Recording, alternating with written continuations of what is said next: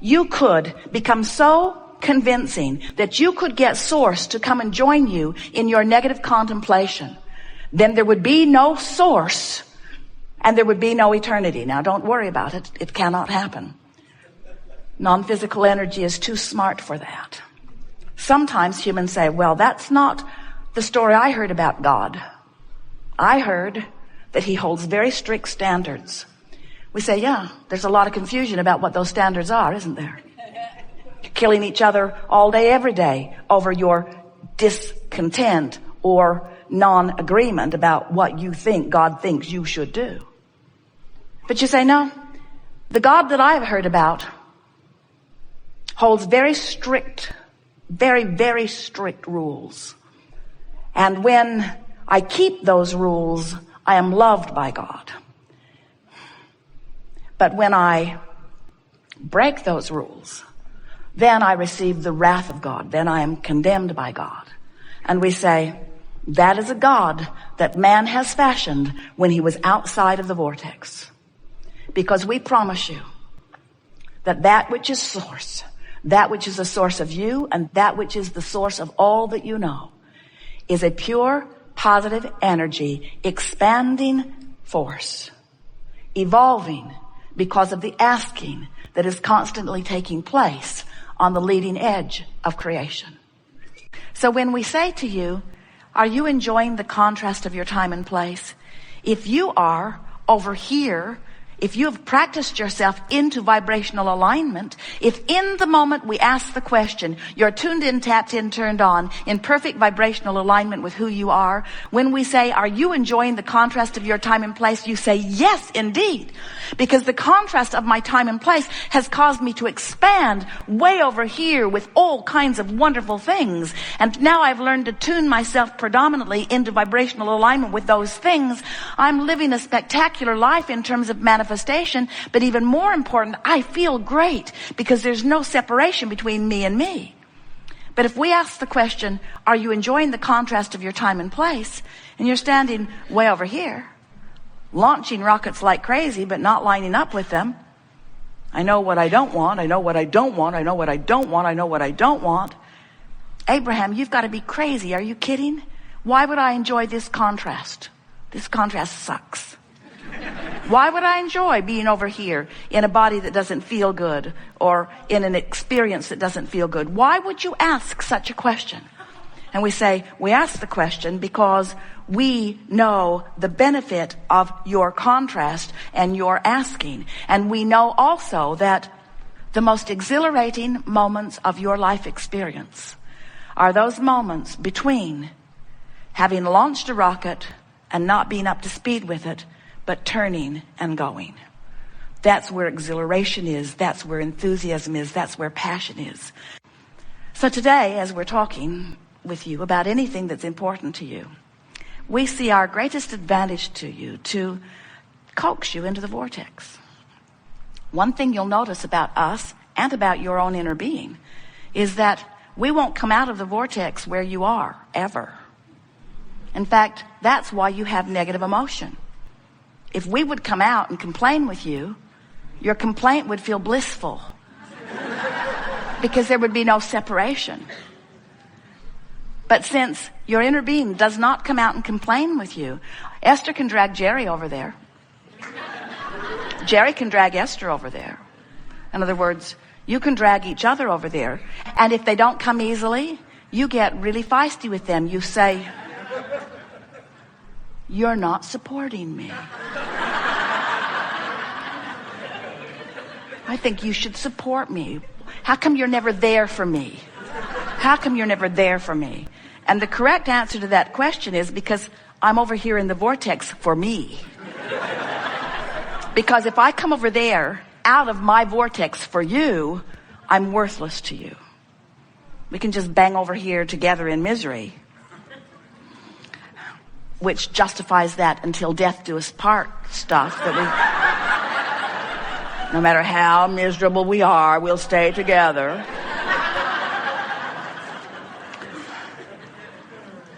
But the source within you will not come out of the vortex when you are focused upon something that activates within you something different than you are. You are a lover. And when you hate, you're separating yourself from who you are. Separation's too strong a word because you cannot ever sever yourself from that. And sometimes you think you would like to. We see clearly what you've put there, and we know the expansiveness of who you have become, and we know the capacity for clarity and love that is really you, and we don't blame you a little bit if you're not completely up to speed with the fullness of who you have become. You feel awful and you want it. We just want to say to you, there's no way of filling the void of not being in the vortex other than getting in the vortex. Can't buy one more thing and bring it home. Can't eat something, drink something, shoot something. You can't find somebody else to give their attention to you to love you enough. In other words, it's not possible for you to fill the void that is the fullness of who you are without getting in the vortex, which simply means you just got to stop doing that thing you do that doesn't let you in. So what are some of the things you do that prevent you from getting into the vortex? And you understand this vortex is just this high, non-resistant energy place where you rendezvous with the source. Esther's in the vortex, otherwise she could not receive Abraham with this clarity. In other words, she is up to speed with the vibration that is us, and that's why the conversation is seamless between the intent of that which we are offering and her ability to deliver it. That's in the vortex. When you're in the vortex, that's when your inspiration is at its greatest. That's where authors and artists and musicians, that's where those that you call masters often find what they call their inspiration. They're in the vortex where they have clear view of not only the idea, but the path to which it will unfold. When you're in the vortex, things unfold for you in a way that there's no question in your mind that that's the thing to do. You know how sometimes you say, I don't know whether to go this way or that way. You're not in the vortex, because if you were in the vortex, you'd say, I'm going this way and I don't care what anybody thinks about it. When you say, those people over there and their philosophy is really awful and their philosophy is going to bring us all down, you're not in the vortex. And it's not their philosophy that's bringing you down. It's you not being in the vortex that's not bringing you up. No one can bring you down, but your standards of how up you really are keep changing. And if you don't stay up to speed with who you are, you don't feel good. So, what's the difference between a higher, faster vibration and a lower, slower one? Higher, faster feels better. It's what joy and love are. Lower, slower feels worse. It's what depression is. It's what despair and fear are. Higher, faster has less resistance. Lower, slower has more resistance. So really, the operative word that we are talking about here today is, as I stand in my human form, what is it that I could do a better job of controlling that would make the most difference in my life? And we want to say to you, if you'll get a bead on your resistant tendencies and work them into less resistance, your vibration will raise. You'll hover on the brink of the vortex, or you'll pop in often. Once you get in there, you'll be able to maintain your vibrational stability longer so the vortex won't keep spitting you out. It's interesting. You do. You focus on something that makes you feel good and you get in there. Feels really good. Then you remember something. Start focusing on it. The vortex spits you right out. Because if you're not up to speed, you can't sustain that vibration, you see. Well, if those premises all make sense to you, then buckle your seatbelts and get ready for an in the vortex experience, because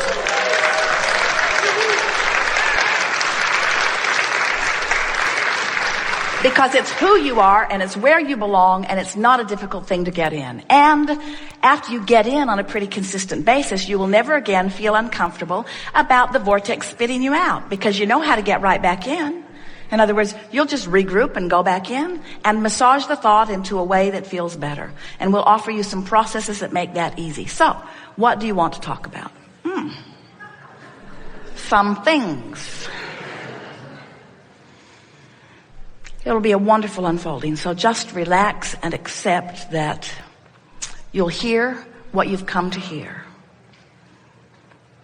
Provided you're in the vortex. Get ready. Someone inside the vortex cannot communicate with someone not in the vortex. You've been trying that, haven't you?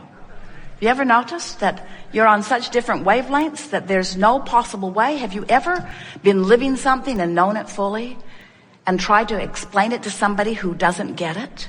And have you noticed that it doesn't matter how many years you spend trying to get them to get it? They never get it. It's like speaking different languages, you say. There's the in the vortex language and there's the out of the vortex language. In the vortex language sounds like life's good in this way and this way and this way. Outside the vortex language sounds like life sucks in this way and this way and this way. The vortex is bringing in all cooperative components. But if you're over there beating the drum of a different vibration, then you're not a cooperative component, and you can't be someone who comes into vibrational alignment with your own creation. You're a holdout of your own creation. And what's so interesting about that is that if life hadn't caused you to create it, you wouldn't even notice through negative emotion that you're not there. In other words, if you hadn't expanded, not going wouldn't feel uncomfortable. So when you feel negative emotion, it always means two things. First, you've created one whopping swirling vortex, and you're not going. Oh, you're going. You're just going to wait till you croak, maybe, to go. We don't think you should have to croak to get in the vortex. We think that you should be able to release enough resistance by focusing upon enough good feeling things, by giving yourself and others the benefit of the doubt, by giving yourself a break, by looking for reasons to praise and reasons to appreciate rather than reasons to criticize and reasons to poke and probe. When you release or relax your resistance, the vortex will bring you in, and then your heart will soar, your mind will clear, your path of creation will unfold, and then you will be living the life you intended when you came forth into this physical body. That's what you came for. So, of course, when you're focused upon something unwanted, you get more of that unwanted stuff. It's just the way the law works. But this is the bigger picture that we want you to understand. Life has caused you to become this, and the larger part of you, your inner being, the source within you, stands in the middle of this vibrational reality, in this vortex of creation. And as law of attraction responds to this vortex that was spinning long before you came into this body and is spinning faster now that you're in this body, contributing to this vortex, this is a veritable vortex of creation. And hear this, all cooperative components are being assembled in this vortex. Do you get what that means? Everything that you've asked for and everything that's necessary to bring it about, just like the way this planet came into being, just the way this planet spins in its orbit. In other words, everything that you see that is now physical manifestation, this reality that you're all so excited about, this reality was non-physical reality first, a vibrational reality, a vortex of creation. This has been a particularly wonderful gathering. We've appreciated all of you, whether you sat in the chair or not. As someone put forth a question, it activated vibrations all over the room, and the question expanded, and we could feel the power of what you were asking. Together today we have taken thought beyond that which it has been before. But then that's happening all day, every day anyway, isn't it? In other words, you can't fail at your expansion. It is assured. What we are wanting with every word that we offer and every book that we write and every process that we spew is that you will find some way to release a little more resistance and allow yourself a little closer proximity to your vortex. Because it is with everything that we are that we wish for you the majority of the days of this life be lived from inside the vortex. We want you to know with clarity the power and value of that which is you. We want you to feel the pride within you for your contribution to this time-space reality and all that is, that defies anything that anyone has ever felt. We want you to feel appreciation for the others with whom you share your planet. We want you to know that without exception, every one of them is a part of that which you are. You've come here to share this contrasting experience for the purpose of expansion, but not just for the purpose of expansion, because that is an inevitable consequence of beingness, for the purpose of joyous expansion. Life is supposed to feel good to you, and when it doesn't, something is screwy. We've enjoyed this interaction immensely, and as always, we remain joyously, blissfully, infinitely, eternally incomplete.